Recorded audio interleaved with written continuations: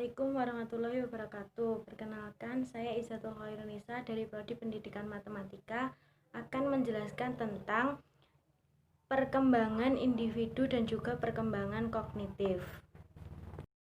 Yang pertama yaitu perkembangan individu. Yang A, pengertian pertumbuhan dan perkembangan.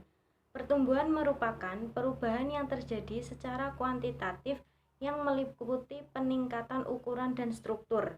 Sedangkan perkembangan merupakan bertambahnya kemampuan atau skill dalam struktur dan fungsi tubuh yang lebih kompleks dalam pola teratur dan dapat diramalkan sebagai proses hasil belajar atau proses hasil pematangan. Selanjutnya, prinsip-prinsip perkembangan. Menurut Harlock, menyatakan prinsip perkembangan ada 9, yaitu 1. Dasar-dasar permulaan adalah sikap kritis. 2. Peran kematangan dan belajar. 3. Mengikuti pola tertentu yang dapat diramalkan. 4. Semua individu berbeda. 5. Setiap perkembangan mempunyai perilaku karakteristik. 6. Setiap tahap perkembangan mempunyai risiko. 7. Perkembangan dibantu rangsangan.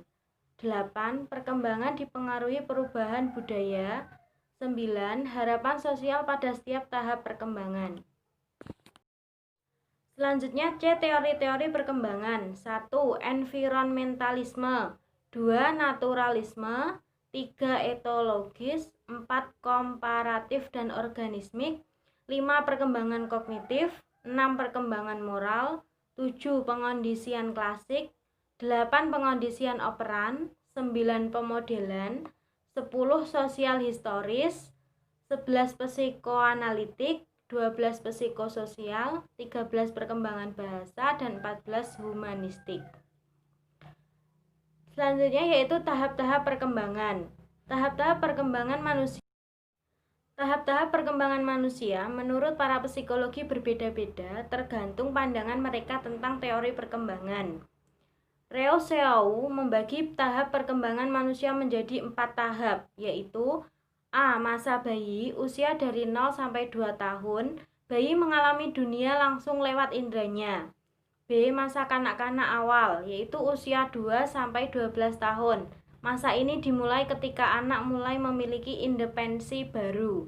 C. Masa kanak-kanak akhir, yaitu usia 12 sampai 15 tahun. Masa ini transisi masa anak ke masa dewasa. Dan yang D. Masa dewasa, yaitu usia 15 sampai akhir hidup. Pada masa ini, anak mulai merasa malu berhadapan dengan lawan jenis karena kesadarannya terhadap perasaan seksual yang mulai meningkat. Mereka lebih membutuhkan orang lain.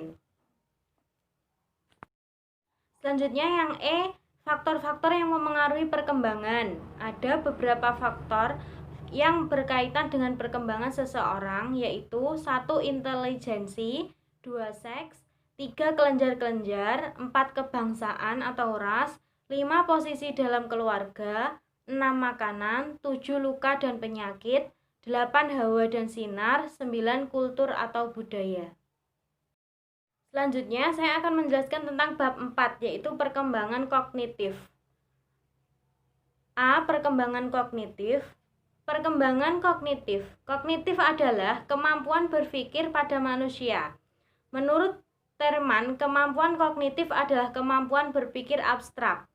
Sedangkan Colvin menyatakan kemampuan kognitif adalah kemampuan menyesuaikan diri dengan lingkungan.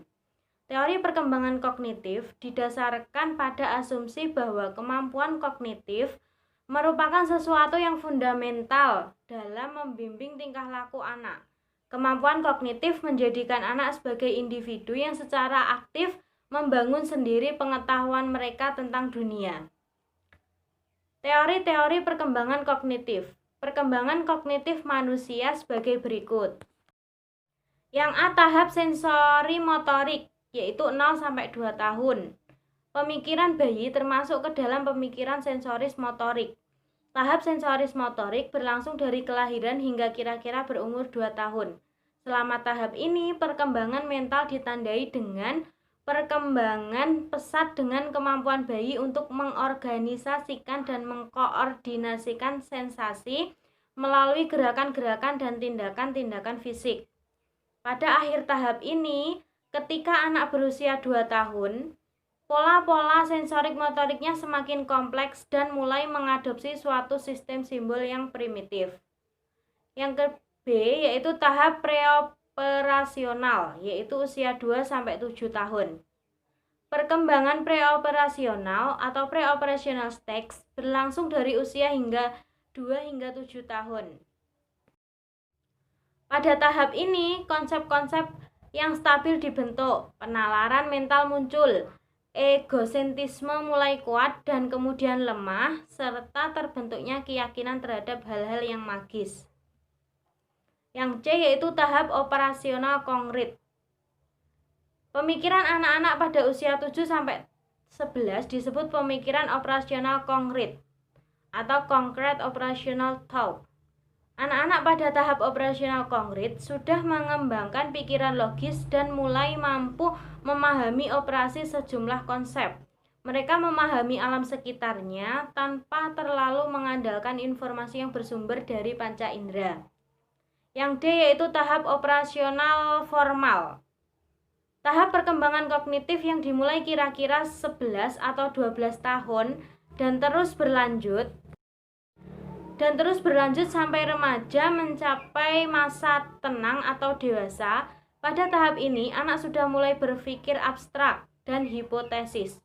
Pada masa ini, anak sudah mampu memikirkan sesuatu yang akan atau mungkin terjadi, sesuatu yang abstrak.